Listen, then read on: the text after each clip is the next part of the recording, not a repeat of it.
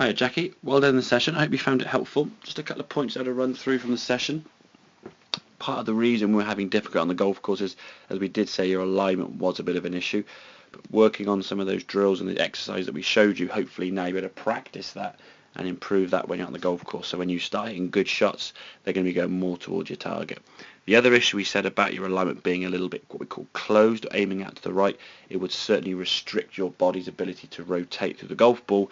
As a result of that, your arms then tend to take over and resulting in that sort of flicking that you were told you were doing in the past. So once we were set up with a more sort of efficient line with the feet and the body aiming square to target, the swing thought now is for you to try and rotate your body a lot better right the way through from the top of the backswing. So from here, the backswing are getting now very, very good, and in both these instances now, left and right image, we can see very similar backswing. What we've got to think about now from the top of this position is get that lower half and the body working a lot more to target and rotating through the golf ball.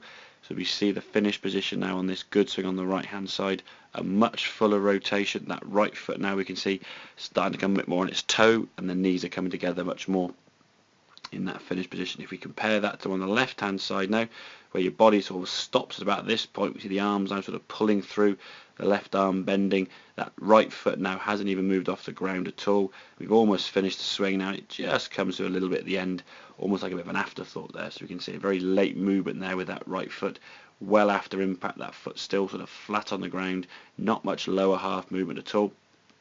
And we finish the swing now, we can see the knees aren't really as close together as the right hand image, and your body hasn't rotated around as nearly as much. So just work on that lower half movement and the body rotation, but you have to do that now from a much more efficient setup, because if we're aiming too far to the right, that left hip, left knee is going to act like a blocker for your right side twisting through. So obviously the importance of setup can't be sort of emphasized enough really. So hope that all makes sense. Any questions, obviously feel free to give me a shout, and I'll see you next lesson. Cheers Jackie.